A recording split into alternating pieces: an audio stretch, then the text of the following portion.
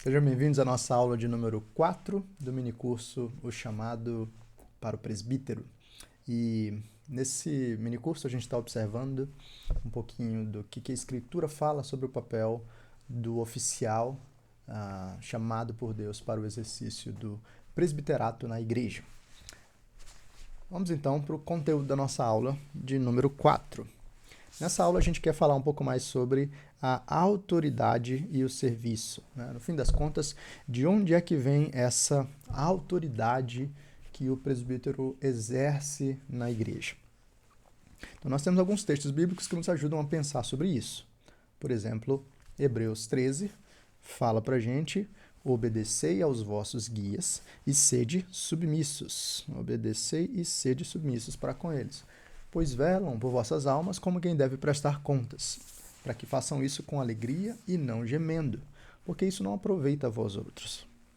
Em Marcos 10, de 42 a 45, é o Senhor Jesus dizendo: sabeis que os que são considerados governadores dos povos têm-nos sob seu domínio, e sobre eles os seus maiorais exercem autoridade.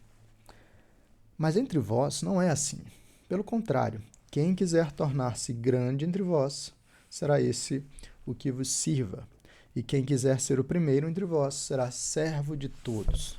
Pois o próprio Filho do Homem não veio para ser servido, mas para servir e dar a sua vida em resgate por muitos. 1 de Pedro, capítulo 5, do versículo 1 até o 4, diz: rogo, pois, aos presbíteros que há entre vós, e o presbítero como eles, e testemunha dos sofrimentos de Cristo, e ainda coparticipante da glória que há de ser revelada.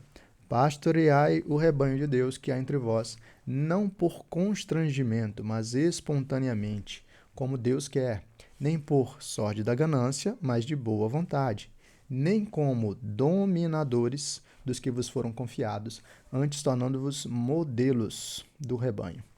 Ora, logo que o Supremo Pastor se manifestar, recebereis a imarcessível coroa da glória. Então, todos esses textos reforçam a autoridade e o serviço que os presbíteros exercem.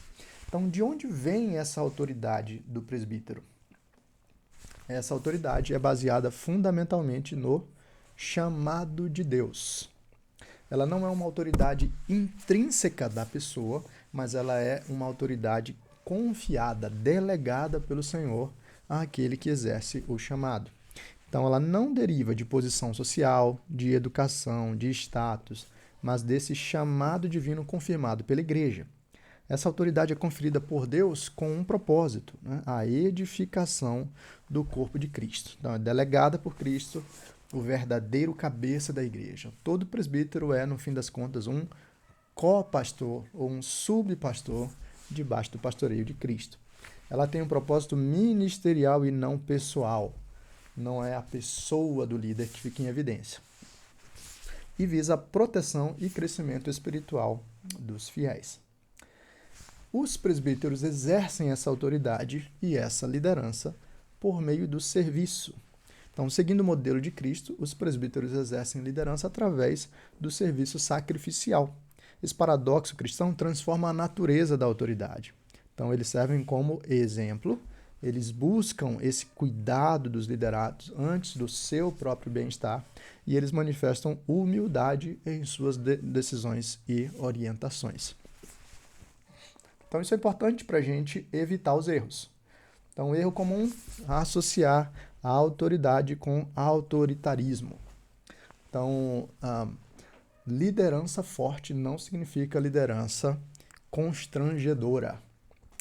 Então, esse modelo distorce o exemplo de Cristo como servo, cria um ambiente de temor em vez de respeito, prejudica o crescimento e a maturidade da congregação e impede o desenvolvimento de novos líderes.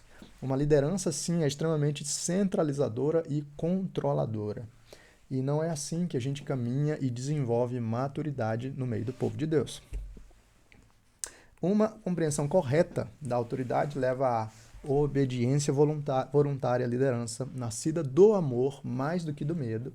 Alguma coisa de temor vai existir, mas o amor é que conduz isso.